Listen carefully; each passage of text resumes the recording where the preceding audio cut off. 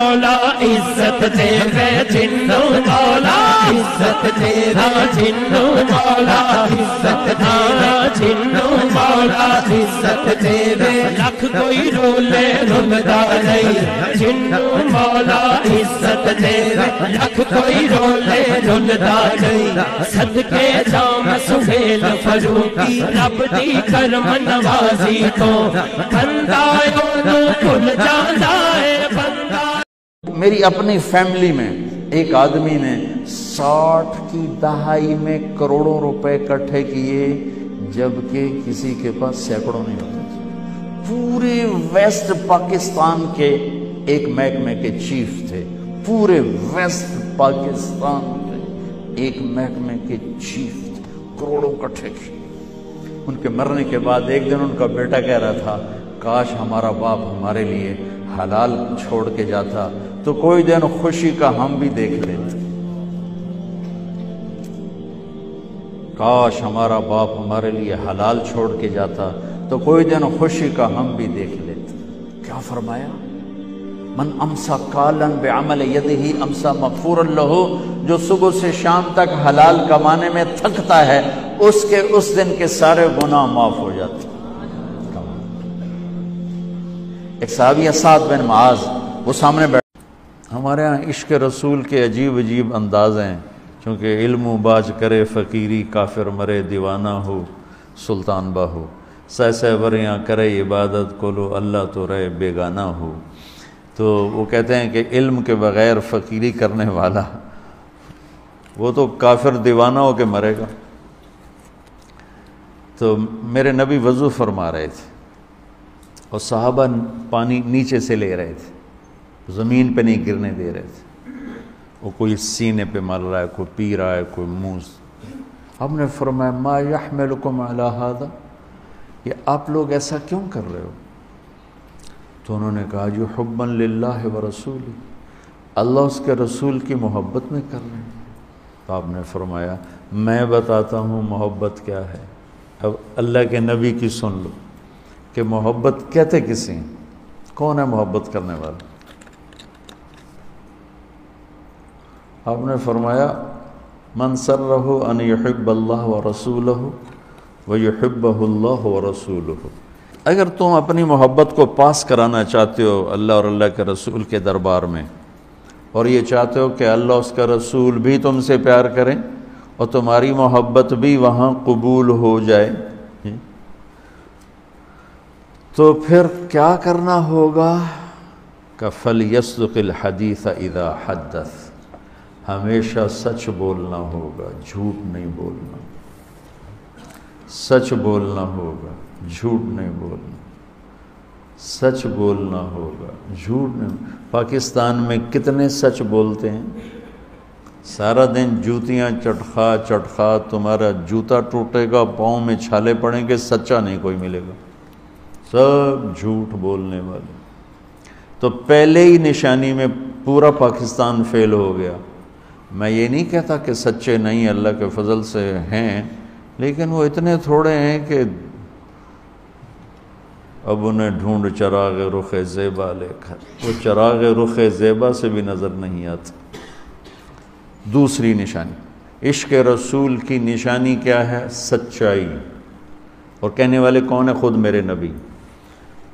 فَلْيُؤَدِّ الْأَمَانَةَ إِذَا تُؤْمِنَ، دوسری نشانی کیا ہے عشق رسول کی؟ کہ وہ کسی کو دھوکہ نہیں دے گا، کسی کو دھوکہ نہیں دے گا، کسی کو دھوکہ نہیں دے گا۔ دیکھو ہماری ساری تجارت دھوکے بازی بن گئی، پوری تجارت، پورے ہمارے دفاتر فراڈ اور دھوکے سے بھرے پڑے۔ تو عشق رسول تو میرے نبی نے جو پیمانہ بتایا ہے اس پر تو کوئی نظر ہی نہیں آ رہا۔ دوسری نشانی ارشاد فرمائی دھوکہ نہیں دے گا، امانت میں خیانت نہیں کرے گا، اور تیسری نشانی بتائی فَلْيُحْسِنْ جِوَارَ مَنْ جَاوَرَهُ، کہ وہ اپنے پڑوسی کے ساتھ اچھا سلوک کرے گا، چاہے پڑوسی کیسا ہی کیوں نہ ہو۔ یہ نہیں کہا کہ نیک پڑوسی، مسلمان پڑوسی. ہمارا عجیب سلسلہ ہو گیا، یہ بہت گندا بندہ ہے، اس کو نہیں ملنا. تو انبیاء کس لیے آتے تھے؟ نبی کس لیے آتے تھے؟ تو میرے نبی نے فرمایا کہ تیسری نشانی عشق رسول کی یہ ہے کہ سچ بول. 1.25 لاکھ نبیوں کی محنت کا مذاق اڑا دیا اور صحابہ کی زندگی کا مذاق اڑا دیا کہ جو گھر سے دور دراز، اب دیکھتے نہیں عقبہ بن نافع کی قبر کہاں ہے، الجزائر کہاں، نجد کہاں الجزائر، یہ کیوں یہاں مرا پڑا ہے، یہ کیوں یہاں دفن ہوا ہے، اس کو کس چیز نے نجد سے اٹھایا؟ تمتع من شمیم عرار نجد فما بعد العشیۃ من عراری. وطن کو چھوڑ کر بسکرا کے صحرا میں ابو لبابہ انصاری حضور صلی اللہ علیہ وسلم کے حجام وہ تونس میں پڑے ہوئے ہیں، کس چیز نے وہاں پہنچایا؟ ابو زمعہ البلوی حضور صلی اللہ علیہ وسلم کے انصاری صحابی وہ تونس میں پڑے ہوئے ہیں، کس چیز نے وہاں پہنچایا؟ رویفہ انصاری لیبیا میں پڑے ہیں، کیوں وہاں گئے تھے؟ عبد الرحمن بن عباس اور معبد ابن عباس کے نشان ہی قبروں کے مٹ گئے، شمالی افریقہ میں ہیں، کس چیز نے وہاں پہنچایا؟ حمامہ رضی اللہ تعالیٰ عنہ اصفہان میں ہیں، یہاں کیوں آئے تھے؟ براء ابن مالک تستر میں دفن ہو گئے، یہاں کیوں دفن ہوئے؟ عمر ابن مادی کرب الزبیدی نہامند میں، نعمان ابن مقرن المزنی جن کی شہادت پر حضرت عمر نے فرمایا تھا نہامند کی فتح کی خوشی نہیں ہوئی، نعمان کی شہادت کا غم نہامند کی خوشی سے بڑھ گیا ہے، وہ کہاں پڑے ہوئے ہیں؟ نہامند میں.